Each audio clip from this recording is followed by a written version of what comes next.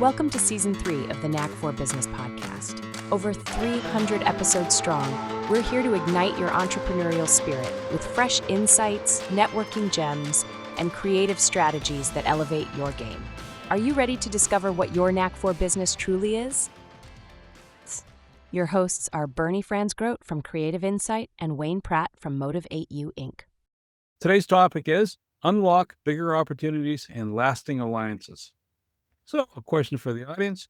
How can you stop wasting time on shallow networking and start building real connections that actually drive business growth? That's what our guest is all about. Chris Cianciulli from My Personal Network is our guest today. He is a podcaster, a networker, a fitness trainer, exercise coach, and proud dad, all while leading the charge at My Personal Network. With a passion for building strong connections, both in business and in life, Chris helps professionals and businesses streamline their networking with a cutting-edge app designed to automate and enhance interactions. His expertise extends beyond the digital space, drawing from his background in fitness coaching to bring discipline, strategy, and energy to everything he does. Whether it's growing your professional network, optimizing relationships, or finding balance between work and life, Chris and My Personal Network provide the tools to take your networking to the next level. Chris, welcome, sir. And do you have a favorite quote or saying? Favorite quote: the only time you should ever look back is to see how far you've come. That works. That almost reminds me of an old movie called The Cannonball Run. And the guy that's driving one of the convertibles from Italy, he goes, the rearview mirror, you never need it. He snaps it off. You're always looking forward. Yep. So true. So what's changed in networking in the last 20 years? Because obviously you developed a new platform. And what are the errors people make when they're going to do their networking? What are the assumptions they make that are going down the wrong alley? I think the change has been a progression over the last 45 years with technology. Really, post-COVID, everything's changed from how it had been previously. Everything was very much limited to the region or part of the world that you lived or a country that you lived, where your contacts or your Rolodex was people in close proximity. One of the greatest changes has been we can be in two different countries right now communicating in real time, and that's something that didn't exist at that point. So first thing I would say is the technology. What inspired the My Personal Network and the app? One of the things I learned as we went into this digital space and people were networking on Zoom over in person, coming from the fitness world, I saw that the people who talked about how much they work out or would want to talk about their own diet the most were the ones that were very showy about wanting to prove that they were doing more than the person next to them. And I saw that there was a way where people would brag based on their routine, their program, their time, the weight they lifted. It was very much where people competed, proving almost like a hierarchy. And what I loved about training so much was working with people, not just for the fitness aspect or seeing their changes, but I enjoyed the relationships that I built with clients. I'm godfather to two kids of parents that I introduced who were clients of mine. I loved bringing people together. When I would hear about someone, I'd say, oh, you should meet. And I could always open the conversation with, oh, you had this in common. So it became a warm introduction. And after COVID, I realized the opportunity to create almost a fitness model minus the exercise. So it was taking what I was doing with clients, getting them to engage and interact. My sessions with clients were asking a lot of questions. Many of my clients had businesses or they were business owners. So we would talk about their systems, processes, and how they achieved success. I had clients with billion-dollar companies, and to hear them share the steps to get to that point was so interesting for me, interested in having a more successful business. I realized that everyone has experiences to share. If more networking was less transactional and more about building authentic connections, So it was first identifying what I thought was missing from the networking space. I found that many people who do a lot of networking wear as a badge of honor how much networking they do. Someone will say to you, "Oh, I do so many one-to-ones. I'll meet with anyone. I do a ton of these." That's like on a date, the person on a date would say, "Oh my God, I go on so many dates. I love meeting lots of people. I don't like to get to know any one person more than once. I just like to do a lot of first dates." And that was surprising to me how many people would try to prove to you how accomplished they were at networking versus the idea of it leading to finding out more about what led them into the business or telling their story. It was creating a way with the app and a platform that would systematize the way we communicate, because the big disparity in networking organizations is you have extroverts and introverts. The extroverts dominate, but the introverts generate more revenue by passing business. The introverts are more likely to leave because if they're not communicating effectively, then they aren't going to feel like there's an opportunity for business. Yet the extroverts will say they don't want to talk about business. They want to get to know the individual. But if the individual doesn't know how to communicate, there's going to be this causing churn in the organization. My vision was to create a way where one-to-ones could become more effective. The meeting style identifies who you want to know better, and then the one-to-one has a system in the app for checking off tags to see what the person has in common with you, alerting them and building a stronger, deeper connection. I know you're not doing a dating website or a dating app. However, you are merging people to find you a good pairing, but on a business level. That's pretty outstanding. We have something in the app when you get onto a call called an icebreaker, and it's a this or that question. When you introduce yourself, you explain why you chose this and not that. And you'll always share a little blurb of what brought you to that answer. By sharing little pieces about yourself, that's going to resonate with someone who has it in common. One of the questions we've asked, and I've asked this question, I've 700 plus answers: quality or quantity. And I'll use that for new people coming in. And every single person, I think 98% of people answer that question, say quality over quantity. And then they'll ask me a question: how many members belong? How many people will I meet? And I'll say, wait, were you quality or quantity? And they'll say, what do you mean? And I said, are you interested in a quality connection or just meeting a lot of people? In traditional networking, you may ask to see a roster of its members, and your decision is predicated on who belongs to the group. Going back to the dating analogy, if I were dating, I'm not because my wife doesn't allow me to, but if I were, and I were to be on a dating site and I said, let me see 50 blonde hair, blue eyed females who I'm interested in dating, just because I look at their profile and I'm interested doesn't mean they're interested. And taking that same philosophy and applying it to networking, just because a group has a certain number of people who are in that profession doesn't mean they want to meet you. So if you join a group based on the potential because of the professions in it, you're joining hoping for an outcome. So at MPN or my personal network, we put the person ahead of the profession. So you get to know the individual before you're ever even talking about business. In our meetups, which are small group get-togethers for 30 to 40 minutes, we don't even say what we do until the very end when we sign off. The idea is you are attracted to the personality or what someone shares to have the interest to want to know more.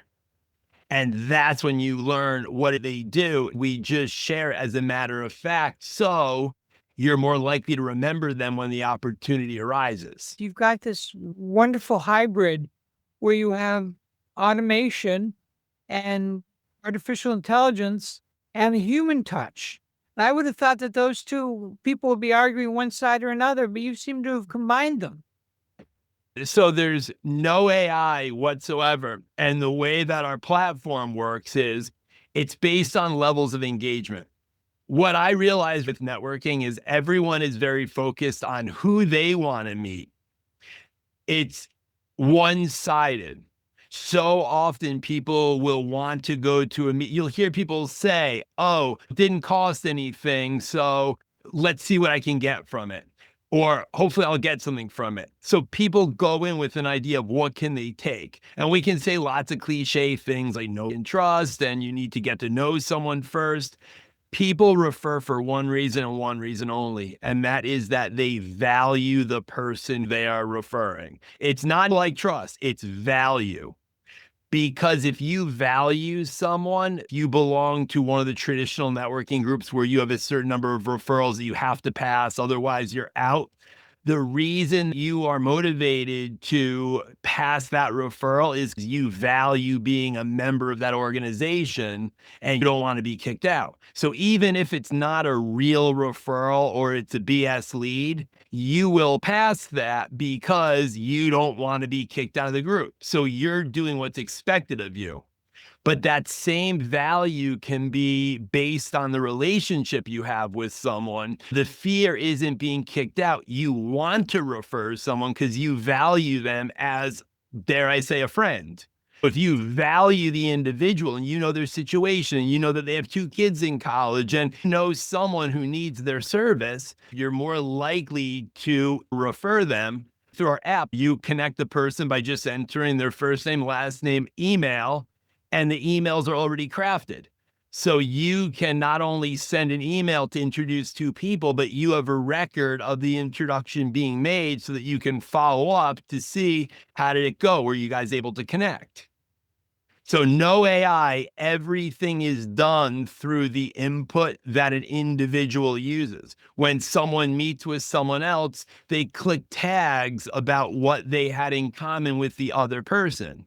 And then what we do at MPN is when we arrange groups and we put 5-person groups together, we're using the feedback from the members to arrange those personalities. We're able to bring people together based on similar likes, interests, personality types, areas of interest. So our introductions are intentional and not just because they work in a certain industry. Would it be fair to say that if you're the introvert, you take away the stress of being the introvert and they can just be themselves? Would that be a fair description? And if you're an extrovert where you're going, I've got so much to share and I'm like, you're a 200-watt bulb in a 60-watt lamp, right? It just balances everything up, it makes it like kind of level playing field? Would that be the best way to describe it? That's a fantastic way to describe it. When I embarked on this, I didn't have the kind of understanding that I do now, which initially I thought it was about creating an experience that is fun, that would make it where you're having a good time engaging with others. I was thinking bigger settings because that used to be the selling point. If you said, oh, this meeting has 80 people on, you thought there was more opportunity because there's more people. But going back to my exercise analogy, if you take a gym and you say you should join this gym, there's 500 pieces of equipment. If you're not that familiar with exercise, that's more intimidating than motivating to want to join. So for someone that doesn't know what to talk about or is shy or introverted, more people doesn't appeal to them. That makes them more nervous and guarded. When I started listening to the introverts and hearing their experience, they would say, I'm constantly pitched by people that I'm not interested in their product, and they talk the whole time. I shared very little. I didn't ask any questions about me. When I started hearing the issue that they were having, that's when I said, I'm focusing on the wrong area. So that's when it was changing it to, how do you level the playing field so everyone can equally share about themselves? So at the end of the day, are there any metrics that you get a lot of engagement, probably tracking that people made conversation with each other? Do you have any stories where someone has gone, listen, this has gone so well that either they've made a certain level of transaction or they've formed some deeper bond, whether it's a joint venture or they're collaborating on a one-off project? Do you have any backstories like that that have germinated? One of them, just one recently. What's different about this platform and the culture that we've created is everyone looks at opportunities in terms of abundance, not scarcity. In traditional networking, if someone does what someone else does, they cry foul and say, that's a conflict of interest. That's my category. They're not allowed to talk about that, as if every other member in the group doesn't know 5 other people that do what everyone else does. So that's something that doesn't hold up the way that it used to with industry exclusivity. It's a false narrative that doesn't exist. Just this morning, we had 2 coaches on a call out of 6 people that were grouped together. At the end, you identify one person that you want to follow up with, and then you tell us the reason. One of the coaches said, I would like to meet with so-and-so. We're both in the same industry or area, but their approach is totally opposite to mine. I'm interested in learning more about it. That to me was so refreshing to hear people that aren't threatened by one another, who has a different philosophy, but are interested in bettering themselves through dialogue. So that's one person who's in the mortgage space couldn't write a mortgage in the state that someone needed one for the referral. So they reached out to someone else in MPN and they worked together to complete that client's mortgage. I say we're about collaboration over competition. It's finding ways how we can work together for a bigger opportunity than work alone for a smaller one. When I heard your selling proposition, I thought you were a competitor of my networking company. But no, you actually work with networks. Tell me how that works. The expression or the slogan I say is, we bridge networks. Many of our members belong to the BNIs, the LATIPs. You name the organization, we have members. Just in LATIP alone, we've referred probably 7 or 8 people who have joined LATIP chapters through this. I practice what I preach, to use that expression, even though there's no preaching going on. But it's the idea that I've learned through the culture and I've become so much more open to the idea of not being threatened. If a traditional type networking group, industry exclusivity is working for you, that's awesome. I'm glad. If you have an hour and a half to dedicate to a weekly meeting, that's fantastic. But I know from people I've spoken to who belong to multiple chapters of different organizations that numbers are going down, chapters are smaller, more groups are opting to go fully virtual instead of a hybrid or in person. So I think depending on the industry and the size of the group, and frankly, the age of the individual, I think that some people who like to read the newspaper, read a physical book because they like to feel the book, you can say that all you want, but a physical book is not more efficient than having it digital. When it comes down to, if you truly are using networking to build relationships, you can't compete with technology because it allows you to do things that you can't do in the regular world. When you're having these sessions and you're having a roundtable, do you have other circumstances where you have someone coming in to present and then roundtable, or is it just roundtable? Never presenting. In all the groups I've belonged to, if you're trying to sell to the people in the room with you, you're not networking, you're not relationship building, you're pitching. Those aren't members of a group. Those are leads in your eyes. If you're trying to sell, so what we say at MPN is tell, don't sell. Tell us about you. Don't sell us what you do.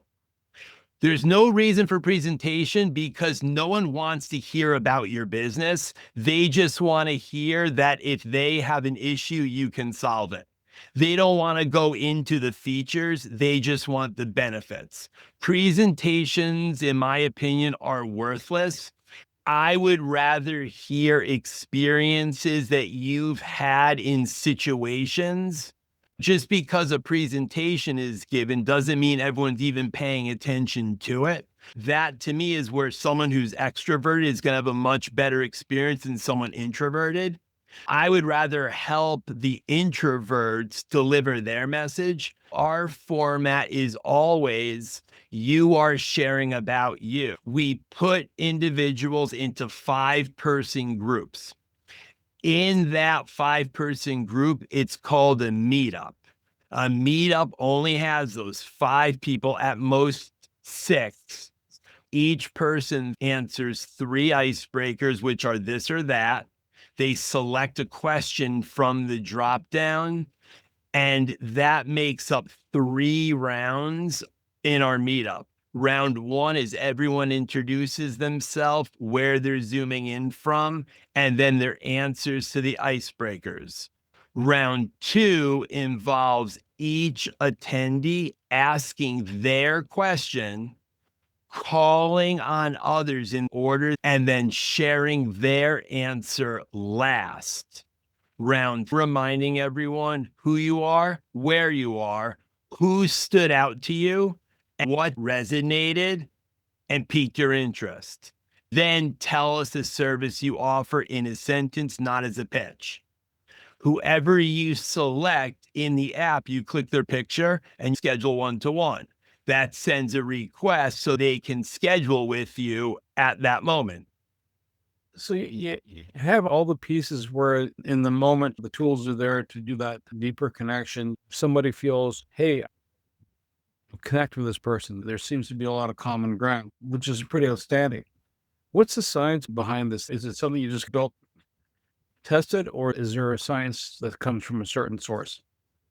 The science has really been surveys with members when they're coming in, asking people right off the bat when meeting people, what do you belong to? How do you define networking? I have 3 models that I present to guests when they come to MPN, and it defines the 3 ways we define networking. Someone's either doing it on their own where they don't belong to something and they attend multiple events, but they don't want to commit. Then you have those that are in referral type groups where they meet regularly, where they're expected to refer to one another, but they pay a membership to belong, or mastermind groups where they're there to work on themselves, build relationships, and referrals aren't the key purpose for being there. They do take place, but it's not the priority. So by having those 3 and asking people, what have you had experience with? What did you like about it? What didn't you like about it? It was taking the feedback from people of what they would change, what they like, what they don't.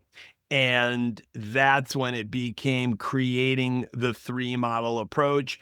MPN has 4 steps that are completed each week.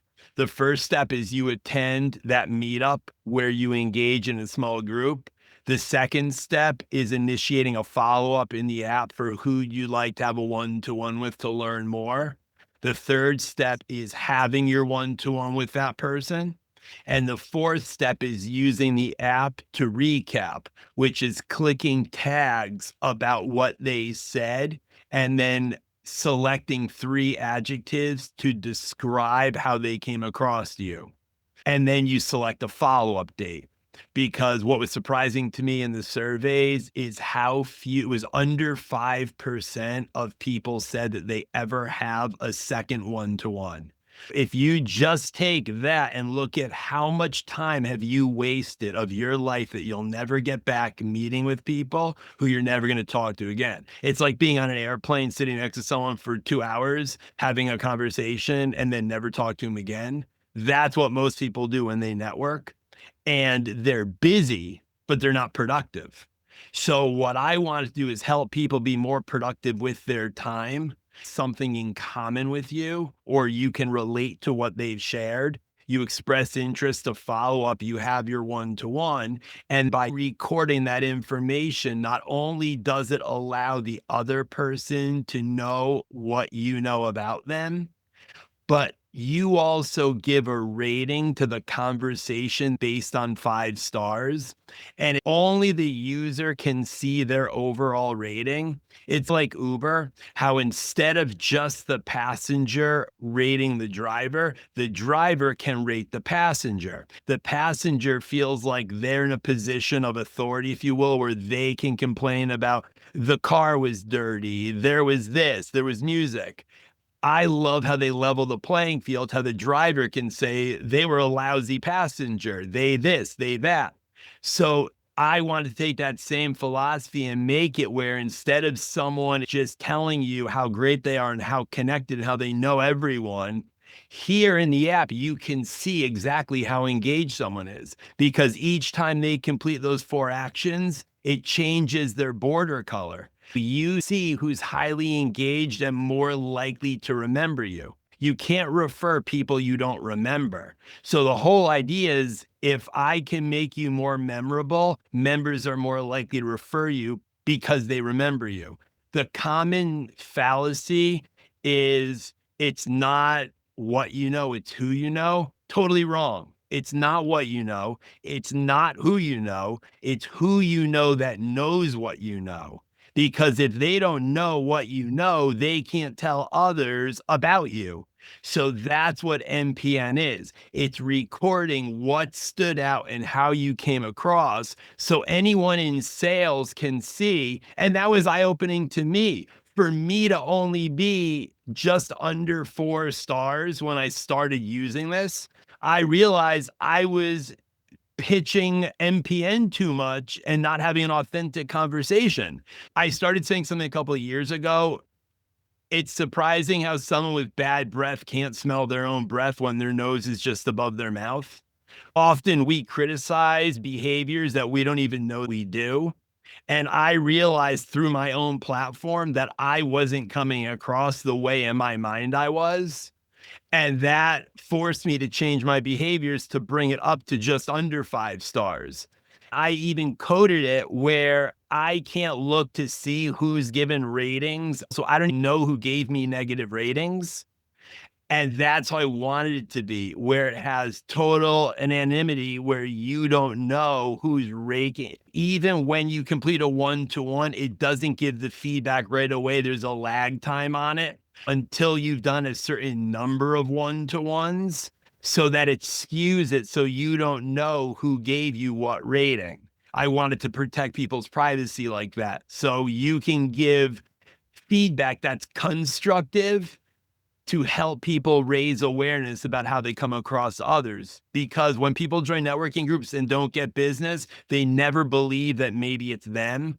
They think that it's like a gym. I joined that gym, I didn't lose weight. It's not the gym's fault. The gym provides a structure to go to. What you do in it is up to you. People who follow a system or program have a better result than someone who just joins a gym and tries to figure it out on their own.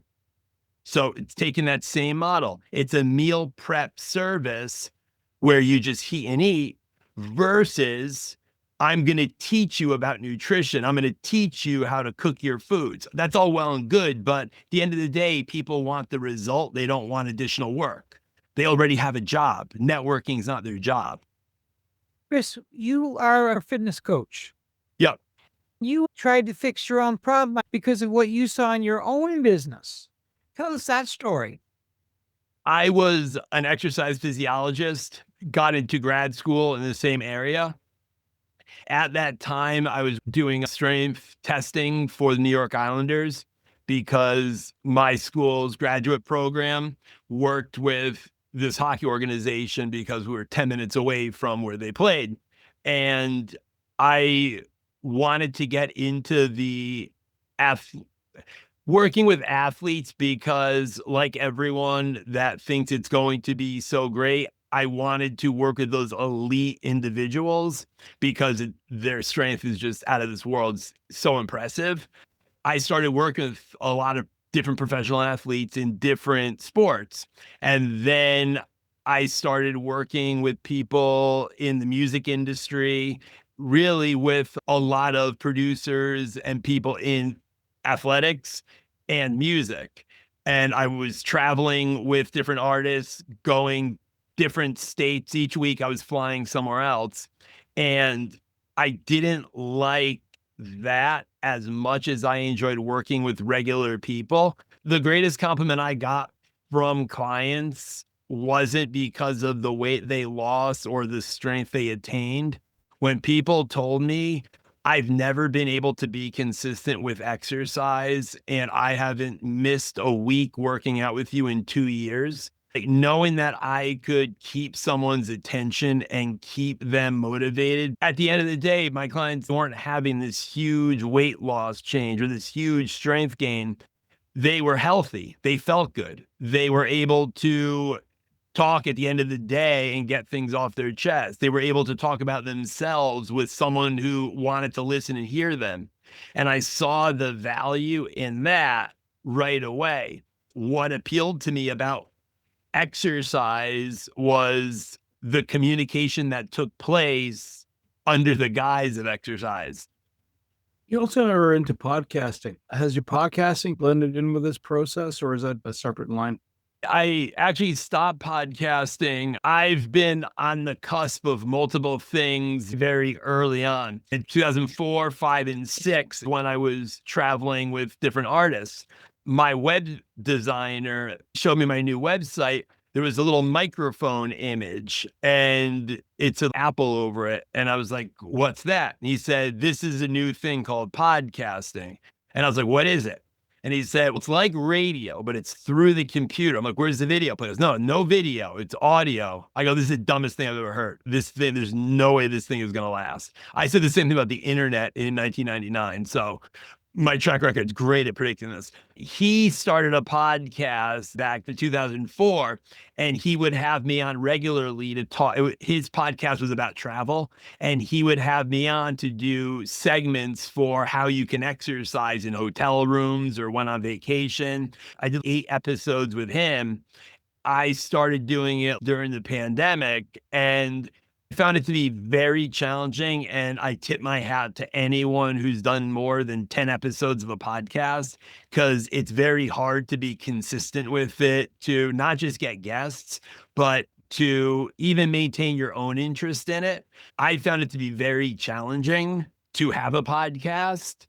I love being a guest on whoever will have me, but it's harder than it looks. So again, I tip my hat to you guys. Oh, thank you. Are there top key points you want to relate to somebody, other than become part of MPN? But are there top points you want to relate to somebody when they're networking? So it's not a quantity, but more a quality focus. It's hard to answer that without coming across like I'm negative and criticizing the whole industry. I don't think the current form of networking is effective for the outcome that people are expecting when they set out on it. If you join a group to get business, again, it's if you go to college, you're going to college because you want the degree. But you don't at every class say to the professor, I haven't gotten the degree yet.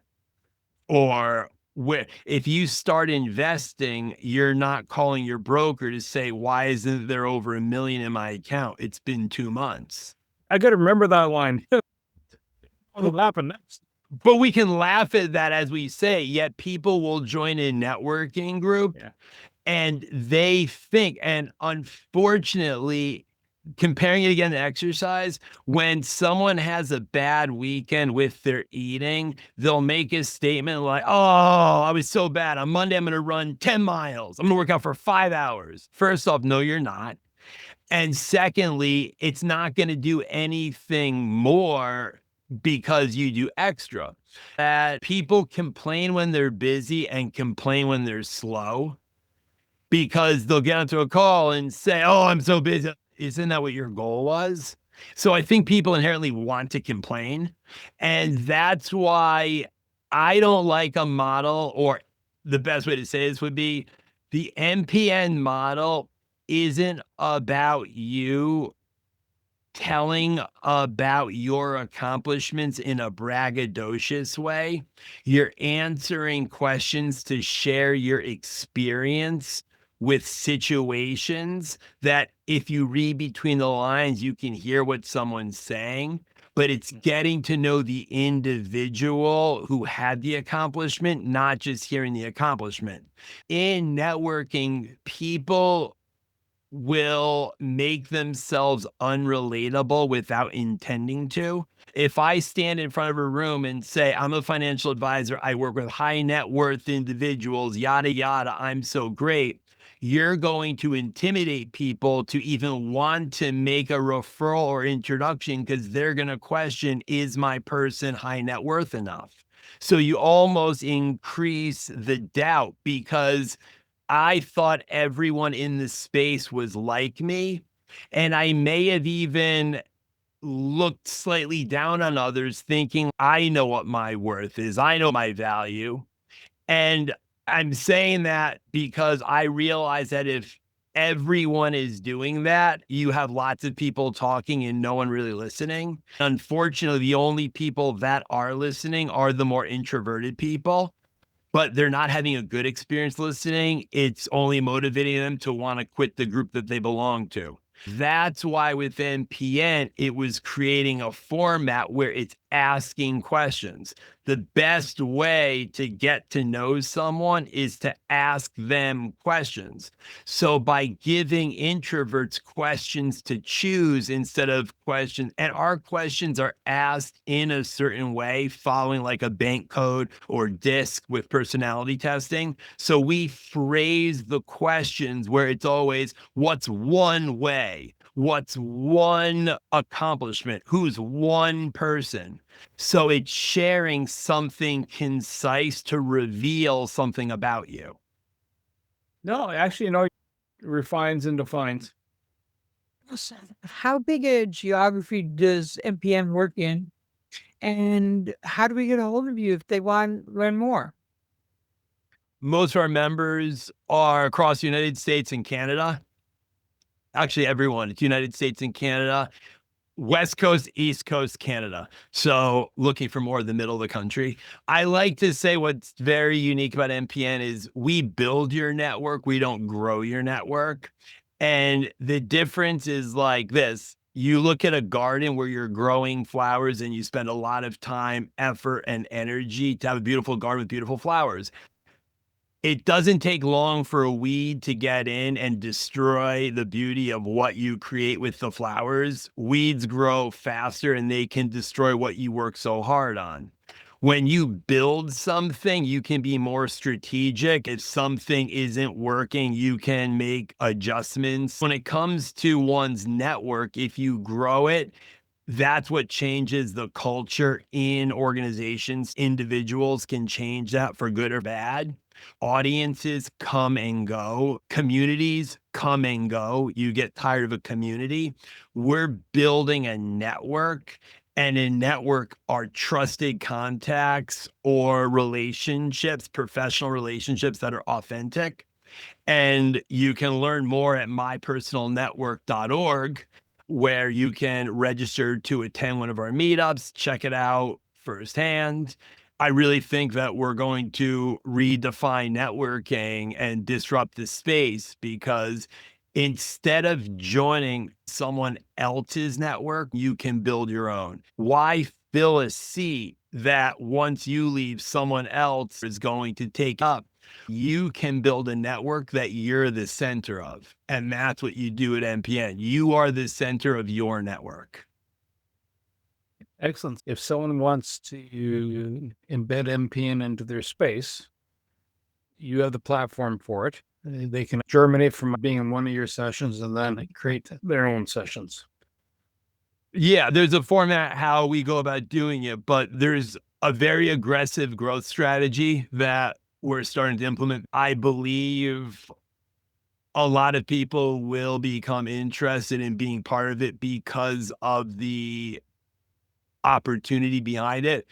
We will be creating a whole new industry the same way how when I got into personal training in the mid 90s, personal training wasn't as popular as it is now. I remember being laughed at by people that said, "So you're going to help people exercise?" And they didn't understand the model of what personal training was. And me going to college for it, I said, "No." Oh, they didn't get it. I believe that the model we've developed out of MPN is going to create a whole separate industry of people to where they can be professional networkers, where networking can become something where they can earn a living. We have a system and process for individuals to follow to build their own network and be compensated for it. If you're doing it anyway, why not get paid for it? I want to say thank you to Chris, my co-host Wayne, and you, the Knack for Business listeners. If you want a network for the quality of the contact and connections, reach out to Chris at MPN. Chris, what's your website? mypersonalnetwork.org. To reach the podcast hosts, email them at info@creativeinsight.com or by the website creativeinsight.com, spelled KREATIVINSIGHT.com.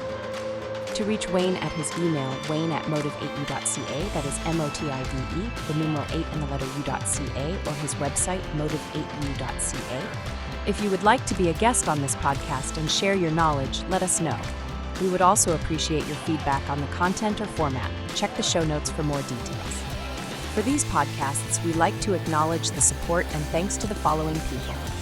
Carl Richards, from Podcast Solutions Made Simple, a renowned podcast expert. Fred Crouch, who is the Property Wizard podcaster, where Bernie is a co-host. Jovan Strika from At Hive, a co-working space that is more than just a space. Then Melanie Weber, Bernie's invaluable business partner, and Wayne Pratt from Motive8U Inc., who serves as both a coach and co-host of these podcasts. Disclaimer. Please note that the Knack for Business podcast episodes are meant solely for educational and general informational purposes. The information and opinions contained within are not intended to be professional advice on any subject matter. The thoughts, views, and opinions expressed by the participants are their own personal beliefs and do not represent the views of the podcast hosts or any affiliated organizations. It is important to note that this podcast is not a replacement for consulting with certified experts in your area who possess knowledge of your unique situation. The hosts of the podcast, along with any participants or affiliated groups, do not take responsibility for any actions taken or not taken based on the information presented in this episode. It is highly recommended that individuals seek guidance from their own personal advisors in fields such as accounting, law, or other pertinent areas prior to undertaking any actions or making decisions that may impact their financial, legal, or other aspects of life.